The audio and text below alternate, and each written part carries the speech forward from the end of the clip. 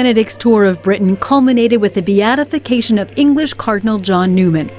In front of thousands in a park near Birmingham in central England, the Pope proclaimed one of Britain's most prominent Catholics a step closer to becoming a saint. Our apostolic authority we declare that the venerable servant of God, Cardinal John Henry Newman, priest of the Congregation of the Oratory, shall henceforth be invoked as blessed.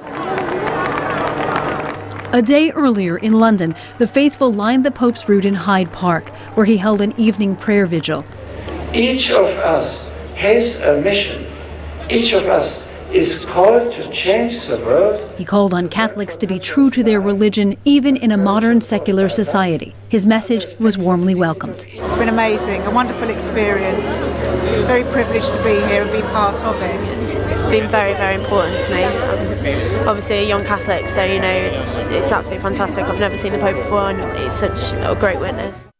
A protest march through the capital to the Prime Minister's office gave a different view of the papal visit. Catholics have hailed this visit as spiritual and inspiring, but there are thousands here who don't believe the Pope should have come to Britain at all. Their objections range to what they call the Church's discrimination against women and gays, to taxpayer money paying for a state visit, to Pope Benedict's stance on abortion and science. He's an enemy of science, obstructing vital stem cell research on grounds not of true morality, but of pre-scientific superstition. But it is the allegations of widespread child abuse by Catholic clergy that have cast the biggest shadow here. Pope Benedict issued his strongest public apology yet at a Mass in London's Catholic Cathedral. Above all, I express my deep sorrow to the innocent victims of these unspeakable crimes. The Pope also met in private with 5 abuse victims. The Vatican says Pope Benedict expressed deep sorrow and shame. But to some, like Lucy Duckworth, abused at the age of 6, it is not enough. My abuser is still a priest, practicing priest with unfettered access to children. I am still struggling with my past. The Catholic Church has a difficult past in Britain.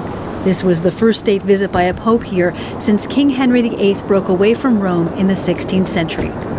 But the Pope was greeted upon his arrival by Queen Elizabeth II, who heads the Anglican Church, and met with Anglican Bishop Rowan Williams, both very public gestures of reconciliation between the churches.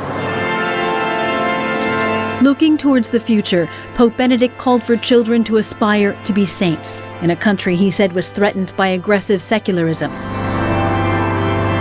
With his church rocked by abuse scandals and seeing dwindling numbers of followers, the Pope's visit to Britain may have done much to revitalize the faithful here. Jennifer Glass for VOA News, London.